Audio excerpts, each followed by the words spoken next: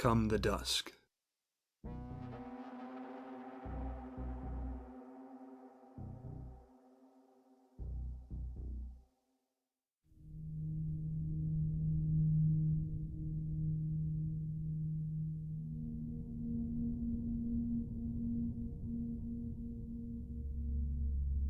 There has been a development since last I wrote, something I previously would have thought impossible. I'm not scared anymore, not so damnably uncertain about the future. I still see strange things, yes, but I understand them now, partially at least. It has been some time since my last record, and I need to order my thoughts, so I'll start where I left off and endeavor to take my time. Excited as I now am, I need to focus to survive what's to come. As I've written before, my trial in the silo had gripped me so tightly that all familiar ground seemed foreign, and all comforting faces seemed shadowed by mockery and deceit. By the time I crawled back to St. Louis in emotional shambles, I could hardly sleep. I couldn't eat. I couldn't laugh. Worst of all, my isolation from my former comrades in Aurum's pact left me without ears to listen to my woes, or friends to advise me of what to do. At first I worried they would come after me. As I mentioned, I relocated to a run-down house I picked up in a rough neighborhood, far from the pact's usual haunts soon after the gravity of the situation sank in. But it wasn't them that ended up troubling me. I've touched upon the paranoia I had felt since my escape, the light and the noises and the shimmers of movement made doubtful by the dark. For months I struggled to dismiss them, to ignore them. As time wore on, I began to believe it was the grass and trees glimpsed through the windows of my shabby home which moved, leaning and creeping when my wandering eyes could barely trace the motion. A lengthy series of what I'd taken to be nightmares had jerked me from sleep for well over a week. I would be lying in bed only to hear the scuttling and scratching of limber, quick limbs or claws along the walls, and I would jolt upright to see what was the matter, only to find nothing amiss. No noises haunted the plain walls of the drab bedroom, and no examination I made of the vents come daybreak would turn up any signs of mice. I would shake my head and consign the noises as one more hallucination brought on by the hanging shadow of the silo. Eventually, awakening to the noises once more and reflexively turning to the source of the spectral sound, my false sense of security was dashed when my cheap little trash can tumbled over from its perch against the far wall. Something had moved, I thought, and though my self-soothing lies had become a mantra by then, I could not make myself remain in bed and ignore what had happened. I found a small gap torn through the drywall over there, just enough for my hand to slide through. The wall abutted an earthen embankment, and that side of the house was entirely below ground level, so structural instability seemed to me unlikely. I shined a light into the hole and found it was much broader within. In fact, several large blocks had been removed from the retainment wall that shored up that end of the house. Beyond, the scent of damp dirt and disturbed earth marked the mouth of a cramped tunnel which dove a scant few feet through the wet ground, before another ragged opening seemed to yawn into being. The gap was, as I've said, quite small, so I could not at the time be certain of what I spied at the other end of the rough-hewn tunnel. But what I saw could not be. And yet it was. Having given up my desperate attempts to dispute my own eyes, I cannot help but believe I saw anything less than a mirror image of my own bedroom on the other side of the gap. It was no perfect, flat reflection, however. This impossible chamber was empty, aged, motes of dust dancing on the flashlight's beam as I gazed toward the far side.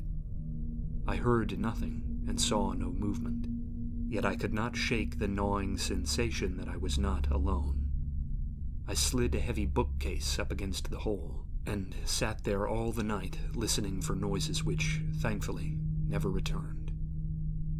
I began making arrangements to abandon the house I'd only occupied for a few months that very day, and rented a cheap room in which to sleep in the meantime. It was then I realized the problem was with me still, for my nightmares, true nightmares this time, became intolerable. I would wander a painfully vivid, stormy, rotten mirror of the waking world, lost and confused by strange sights and empty streets. No voices or tumult of the St. Louis with which I was familiar remained, and all that lurked in the tottering old ruin of the rainy city were swaying trees and the pallid flicker of distant lights through the mists.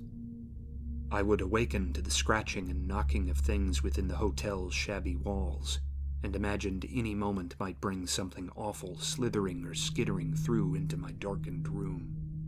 Sleep failed me, and I spent long spans awake and staring, only to drift aimless into sleep and to begin the terrible cycle of nightmare and waking terror all over again. It was several days into this vicious schedule of sleepless tension, punctuated by short trips to my house to pack belongings as I debated whether to list the property for sale so soon after snapping it up for so little money, that a heavy knock came upon the hotel room's dingy door. It was just past midday, a fortunate happenstance, for I doubt I'd have had the courage to answer it in the dark of the night, and it was with no small amount of trepidation that I crossed on shaking limbs to see who had come to trouble me. Confounding both my nerves and my belief, it was Aurum. I didn't have any desire to let him in, but I was incapable of turning him away. I'd imagined him as the source of my problems, a brooding presence, disgusted by my weakness in the wake of my trial in the silo, resolved to let me waste away beneath the ravages of whatever I'd stumbled into down there in the damp dark. I suppose he was disgusted by the shivering wreck I'd become, in a way, but his visit was not a gloating twist of the knife buried in my chest. Rather, it was one of curiosity. Aurum was astounded I hadn't been lost.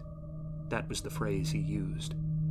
He inquired where I'd been and what I'd seen, heard, or felt in the long months since dawn broke over that lonely, windswept Colorado pasture. He asked many things about the mirrored room I'd seen through my damaged wall.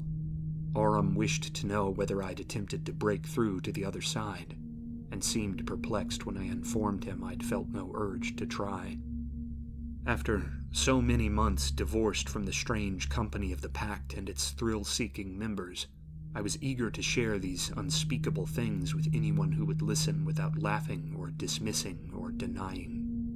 My nervous, slow-burning terror was soothed by the presence of an open mind with which to share my burden, and so I told all I had to tell. When I came to the sputtering end, Aurum reached out a hand to grasp my shoulder, a sign of solidarity I wouldn't have expected after the insult I'd given him by running away. "You haven't been glimpsing glints and shadows," Aurum told me. "You were right to be paranoid. We have seen them too." Aurum went on to say his followers had been keeping an eye on me. I'd left before they had been able to consecrate me, whatever that meant exactly. Thus, he admitted they hadn't expected me to survive for long. Most who escaped their trials as I had done, unprotected by the wards of his organization, were taken by the things which they now had the sight to see. The shadows and noises and furtive movements were there, all right. The trees and plant life of our realm had a connection to the world beyond the veil, he told me, and they seemed as interested in me as Aurum had become. In fact, he had never seen so much activity surrounding a newcomer, not in all his years within his coven. The trees themselves would lean in and look through my windows, he said, keeping watch on me. A dying conifer on my sparse street corner was particularly bold, shifting forth to wait near the latched front door before skittering back to its post before dawn. Fairy lights, as Aurum termed them, were constantly blinking in the distance around my home, and had followed me to the hotel, as he himself could attest. Surreal as it was to hear someone else put what I'd half hoped were my own private delusions into such clear words, he seemed as troubled as I about my circumstances. His confusion was heightened by the fact that, Beyond refusing to take me, the animate plants, ephemeral lights, and moving shadows were entirely visible to him, and others in his order. This was, apparently, highly unusual. Communion with the world beyond the veil was brief, and one's connection with it faded over time. It had been many years since Aurum had last passed through a veil between the realms, he said, and his ability to see in the waking world was limited to very particular lunar cycles and midnight jolts from the deepest dreams. Only in sleep could Aurum walk the paths of the other world. His only possible explanation had, in time, become that I had somehow breathed sight into his coven again, purely by being in close proximity to them. That I, in other words, had dragged part of the place beyond the veil into the waking world with me. Indeed, Aurum had actually tracked down several neighbors, impersonating a city official to inquire about hallucinations or strange noises which might have resulted from a supposed chemical leakage into a local water line. Once he learned none had experienced anything strange, he concluded that my impact was likely limited only to those sensitive few who had already come close to the veil. Still, it was a trait he'd never seen before, and he was eager to explore the bounds of it. I was, initially, hesitant, but then Aurum opened up to me, something he'd never really done before. I'd always been an underling, desperate for the next exciting outing or raucous, dangerous experience, not an equal. We'd never sat down to a meal or talked about philosophy beyond mocking the meek or cowardly, and even then he was always dictating while I followed his lead. Aurum just had that kind of presence. He was strange and yet magnetic, and I was just as enthralled by his knowledge and willingness to risk any danger as all the others he held beneath his authority. This was far different, and as he spoke, I glimpsed in his dark eyes the keen glint of a man making a gamble, over which he might lose everything. Aurum explained that the organization in which I'd been involved, the Pact, had been a front, a method of weeding out simple hedonists bored with the mundane comfort of modern living. He was a member of a far older, wiser order, which accepted only those who boasted bravery that bordered on suicidal. This was the group into which I was to be inducted after my horrible swim through the dark. Trials like the one through which I'd been put were the proving grounds used to test the most promising members of the Pact's potential initiates. This order was known by its members as the Call of the Mountain, a name which he breathed out in a nervous whisper. When I broke down and fled after leaving the silo, Aurum figured I'd come all that way just to snap under my own weakness at the last moment, and had resolved to let me be taken by the things beyond the veil. He hadn't fully set aside that conclusion. Indeed, if I hadn't proven so intriguing to him, he wouldn't be telling me all this now. My show of weakness had not, he said, been forgotten. Things were in motion now that meant the Call of the Mountain didn't have much time, though, and a gift like mine was too precious to be lightly thrown away. Thus, Aurum offered me his guidance. He would help me navigate the days to come, and help me acclimate to the way I now saw the world around me. He would help me regain sound and wholesome sleep once more, at least so far as such a thing was possible. Before he would pledge any support, however, Aurum expected a show of bravery, a testament to the fact that my cowardice in the wake of my night in the silo was a fluke, not to be repeated again. This time he would accompany me, for he said there were things he needed to see beyond the veil. The enemies of his order were making progress, he said, and Aurum felt it vital that he know what was to come in order to better prepare himself for the struggle. All this I accepted without question. Aurum was clearly cagey about the idea of trusting me at all, so elaboration would have to be sought later, when I'd allayed some of his fears about me. The promise of sleep and understanding was more than enough to convince me to help, with or without answers. Beyond that, the idea of treading uncertain ground again, of feeling energized and alive in the way only risk could offer, appealed to me. After long and timid time spent meek and hidden as I fretted for my future, Aurum's sudden reappearance woke up that old need for danger and radical experiences in me. I would take him home and show him the rind in the wall, and the place which awaited us beyond. From there, it would be his task to lead. Aurum demanded we go that very day, and was insistent that I wear a sturdy raincoat on the excursion, despite the sunshine outside. He drove us both over to my place, then called up 2 men I'd never seen before to stand guard outside the house. These 2, he told me, were trusted members of the Call of the Mountain, to whom I'd be properly introduced after our sojourn beyond the Veil. At that, I was ushered into the home I'd dwelt in for those few months I'd spent in hiding, suddenly feeling like an intruder in its aging halls and rooms. We wound to the bedroom, even more barren and plain now than before my retreat to the hotel, and were faced by a sight I'd not anticipated. The hole remained.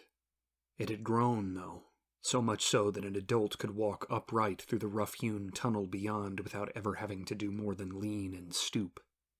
Beyond was that horribly familiar, dusty, dank, moldering mirror of the room in which we stood. Again I froze, as shocked by the sight now as I'd ever been, expecting a stranger to leer or glare from around a corner beyond the wall, and yet, as had always been the case, nothing came. Just that familiar scratching and scraping as of wooden branches along a roof in a storm. Aurum was unfazed, and it was with little pause or ceremony that he strode forth to the gap, tested the tattered concrete, insulation, and soil of the tunnel beyond with a cautious boot, and waved me forward to join him in his trip through the Veil. Just as in the silo all those months prior, I was pulled along by his certainty. So sure-footed and dauntless was he in the face of the rotten smell and chill lighting of the dark space beyond the tunnel that courage felt contagious. I mirrored his steps, moving carefully across the ruins of my bedroom and wall onto that low road into the unknown, my shoes sinking into damp soil and my hands grasping at sodden earthen walls as I went. I slipped out into the mirrored room opposite my own to find it was indeed a perfect recreation, right down to the disordered sheets on the bed, and the rifled drawers against one wall. But, as the stink and the shadowy age I'd first glimpsed through the tunnel would suggest, the place was old, far older than the shabby little house we'd left behind.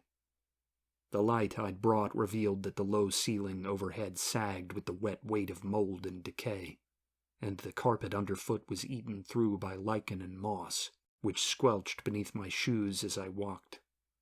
Great white blooms of fungal growth were taking root in the sodden mattress, and I had the uncomfortable feeling the motes of dark dirt in the air were as much spores as dust. I had just enough time to try and stifle my breathing in that noxious atmosphere before Aurum's light disappeared through the door across the way, driving me to trot along after him. Light switches didn't work, and as we passed the shattered windows in the hall, it took me a long moment to realize I couldn't see anything save the bobbing of damp leaves in the darkness outside. No sun shone, and no warm air slipped in through the jagged glass to relieve the heavy musk of the decaying home. Ever on the move, we came to the living room and kitchen, which shared a large space at the center of the house. They now formed a surreal sort of reigning courtyard, for the roof had caved in and the thick plant growth which had cropped up from the wreckage was being fed by a fierce rainstorm which rolled in the nocturnal sky above. So loud was the tumult that, when Aurum turned to speak as we pushed through the sagging remnants of the front door, he needed to lean in almost to my ear to be heard above the windless roar of pouring rain and distant thunder. "We're going to the riverfront," he told me. "Keep quiet unless you need to speak, and follow close. Try not to use your light in the open. I think you are safe here, given you've survived this long, but it doesn't hurt to be cautious." I was already on edge, simultaneously mortified and enthralled by the impossibility of what we were seeing, and yet Aurum's surety allowed me no quarter or comfort. He led us into a fecund world drenched by storms and forgotten by time. Concrete and brick ruptured under the assault of vines, weeds, and branches, while great fungal blooms ate the decaying husks of wooden porches and ancient shingles in the gloom of the heavy rain. Bloated trees which had sprouted from the collapsed foundations of public buildings and private homes soared so tall their leaves and upper branches were invisible from the ground, and from their unseen heights pattered the constant storm which raged beyond. The odd vegetation dwarfed the remnants of man's creations here, and the wreckage of a civilization destroyed made me feel small and hopeless. Thunder rolled here and there, loud and insistent, and yet no lightning ever seemed to grace the roiling clouds which were occasionally visible overhead. In its place, great blinks and winks of a pale and sickly light, a light which, to my horror, reminded me of that nameless thing which had stalked the dark of the silo, flared in the distance through leaves and shattered glass. Like fattened lightning bugs, some of these far-off lights bobbed above the ruins of buildings or alighted on the tops of uncannily tall and gnarled ferns, which vomited forth from the chaos around us. Far up beneath the canopy those lights swirled and flocked like birds in motion, and I was often taken by the illusion that we looked up at a starry night sky beneath the strangling leaves of the otherworldly wood. Through it all, Aurum led with a certainty I found astounding, picking our path over massive roots riven through long abandoned asphalt and toppled masonry. On occasion, a burrow beneath the roots or a glimmer of cautious motion in the dark among the undergrowth gave him pause, and he would redirect us around the obstacle. When the movement of gigantic things through the darkened trees shook the damp earth and sent unseen vermin scuttling for cover among the rotten refuse of the forest floor, Aurum would douse his light and motion for me to remain silent. Only when the tremors had ceased and the threat had passed would he lead on, leaving me to wonder in awe what he knew that I didn't about this impossible wood and its impossible residents. Since taking that walk together through the world beyond the veil, Aurum has told me much. At the time, though, I knew so very little. The world through which we moved was so alien it seemed a foreign land, and the nighttime rain and tangled plant growth conspired to make us nearly blind in the dark. And yet, on occasion, a break in the soaring leaves far overhead, or a stumbling climb over a moss-strewn tree root would reveal traces of a familiar world. A warped sign for the post office several blocks from my house, for instance. A mighty fallen tree with a trunk the width of a skyscraper took us nearly 20 minutes to climb over, and at its height, I saw through the gap left by the dead tree's absence in the Titanic forest canopy that the two jagged legs of St. Louis's Gateway Arch were barely visible against the swirling clouds of the sky, its upper reaches long fallen away, and its outline made jagged by great stalks of ivy or creepers which wound up the sides. Thus, even in the depths of such an indescribable nightmare realm, I recognized this world beyond the veil was just as mirrored as my bedroom had been in the very beginning. We walked the streets of St. Louis in there, and yet those streets were so alien I would be lost upon them without Aurum's eyes to guide me. We moved ever eastward, I supposed, since Aurum had been set on reaching the riverfront, and yet direction seemed impossible to gauge with the elephantine cage of trees and foliage wound tight all around us. All I could do was trust, and the deeper we went into the tangle, the more desperate that trust seemed to be. Not long after sighting the arch, as we wound low along the foundation of an office building devoured by lichen and vine, there was an earth-shaking noise, one whose ear-splitting roar stopped even Aurum in his tracks. Among so many things I saw and heard which have been difficult to describe, this was by far the worst. Though no description I give it can convey the scale and awful impact of the sound, I would say it sounded like metal being torn, with the screeching tone backed by a warbled feedback loop like you'd get out of a mishandled microphone. This carried on for 10 or 20 seconds, though I suppose it felt longer there being buried in its cry. My ears seemed to plead for relief I couldn't give, for no matter how I tried to cram my fingers and hands against them, the roaring noise kept coming unabated. The moment it finally ground to a halt in the distance, its last notes rumbling like potent thunder in the dark, it left a quieter world in its wake. Aside from the ringing in my ears and the dripping of rain working its way down the canopy, all motion had stopped in the endless tangle which surrounded us. No skittering, unseen creatures or stealthy, lumbering giants disturbed the unnatural flora, and no clicks or buzzes of overgrown insects haunted the dark. Aurum, roused to excitement after riding out the screeching call that had held us still, waved me wordlessly onward and proceeded at a rush through the scrub. We seemed painfully loud as I crashed after him into the woodland maze, and yet Aurum's caution seemed to have been wiped away. I thought to ask him about it, to call out and pry for whether we were still in danger, and yet before I could muster the nerve to do so, we emerged breathless onto a precipice it took me a long moment to recognize. It seemed to me an impossibly deep canyon, its edges becoming shorn and torn stone after steep drops in the concrete and soil that led to the cusp of the drop. The trees died off for a long span at either edge, letting the feeble light of whatever moon lit the cloudy sky beyond the storm spill into the depths. Yet, its bottom was invisible in the blackness which reigned down below, for it was so deep that the shadow grew dark as jet a few 100 yards down. Off to our right along the pit stood the overgrown ruin of the gateway arch, leaning out over the abyss. Indeed, waterfront walkways and the skeletal remnants of collapsed bridges with which I'd long been familiar littered the chasm, leading me to conclude this canyon lay exactly where the Mississippi had once wound past St. Louis. Into the gap poured countless runoff waterfalls which drained from streets and off of overpasses into the dark below like the spouts of ancient aqueducts, and from those deeps roiled a thick and steaming fog that mired our view of the opposite bank in visual static. "It's worse than I imagined," Aurum muttered. "Things have gotten bad." The words were barely audible. Despite the silence that had fallen over the forest, the clamor of falling water in my aching ears dulled his voice. Still, I understood, and though I wished for more information, I didn't interrupt Aurum's thoughts as he knelt low at the precipice of a soaked concrete slab on the brink of the chasm and stared into the dark below.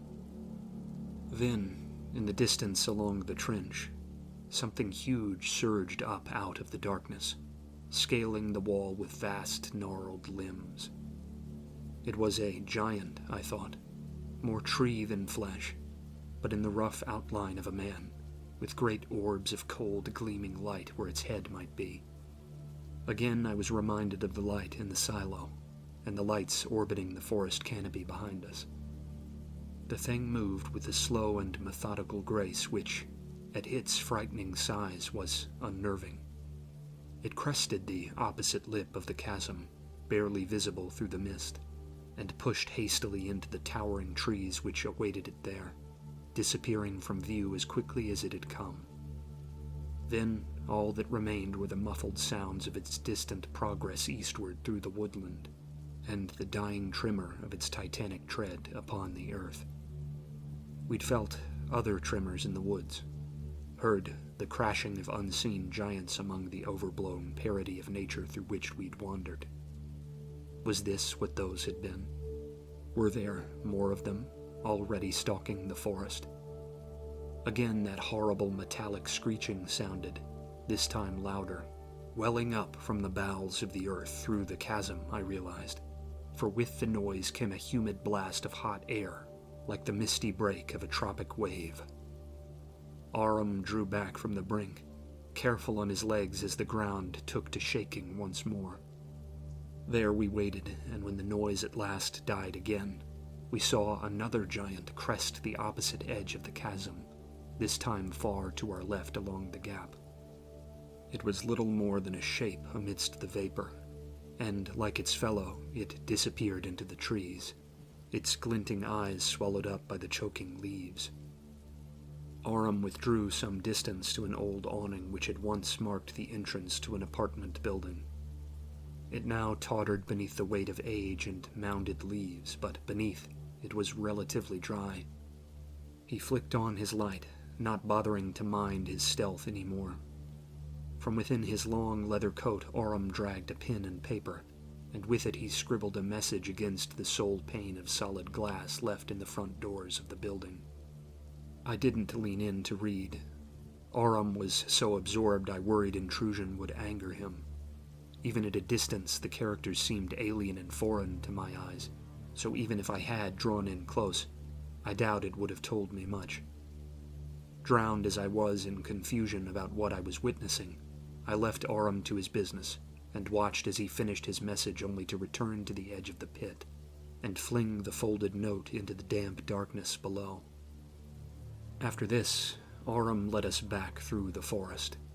We retraced our steps, less wary of the titanic tread which occasionally shifted mighty trunks and shook sodden roots in the dark, but just as skittish around half-glimpsed fauna which lay in wait beneath overhanging stones and in the doorways of abandoned buildings. Aurum spoke now and then as we walked, about how things had progressed too quickly in the world beyond the veil, about how this meant the enemy, the first time I'd heard that phrase used in that way, was close to its awakening.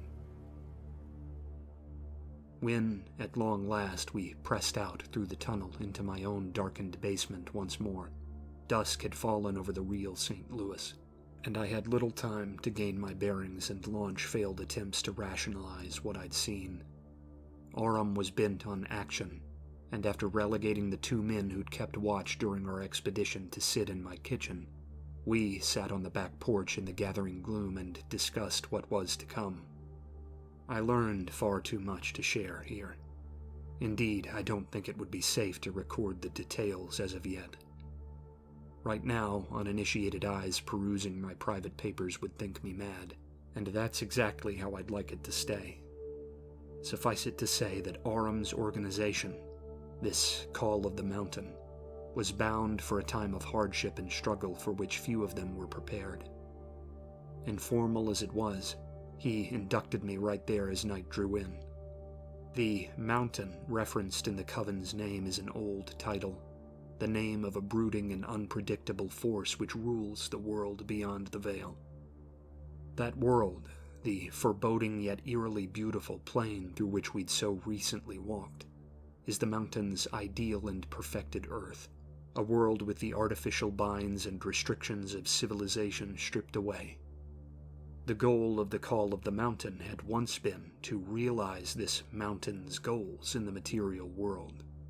But in days long before Aurum or I had walked the earth, he said a foreign influence, the enemy, had fallen upon our soil, and spread its rot even now beneath the rock and stone. The earth writhed beneath the enemy's alien touch, and the mountain, a manifestation of primeval forces native to our world, cried out for aid in repelling it. Thus, the focus of the Call of the Mountain had become the containment of this enemy, this dreamer, as Aurum called it. From the Druids of Northern Europe to the medicine men of Shawnee Appalachia, knowledge of the mountain and the dreamer had been kept and guarded by a sensitive few among the ranks of the wise, that the unspeakable invader which slept swelling like a pestilent cyst just beneath the earth's skin might never awaken. Now, the wailing dark of the world beyond the veil was under threat, and it had become lively and hectic.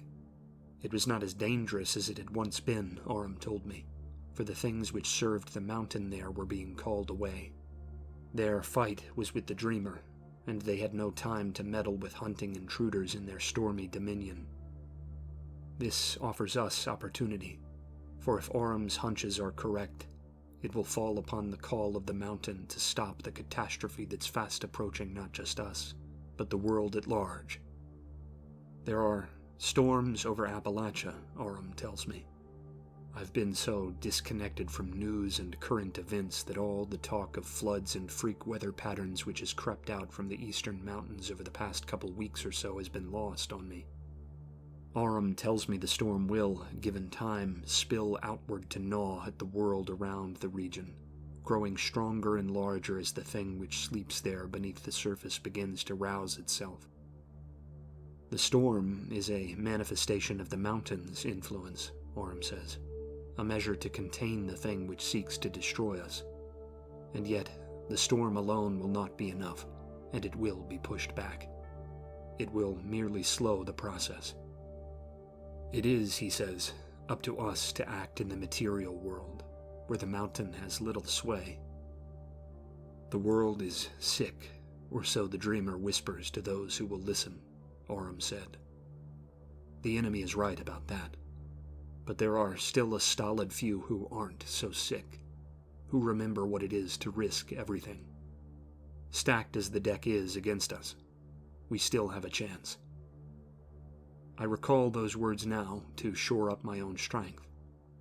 I believe them as Aurum believes them. There is little to be done now, save wait as the rains spread ever further and the world grows more terrified by the strange storm and the silence which falls on those consumed by it. When the time is right, and Aurum gives the word, we will act.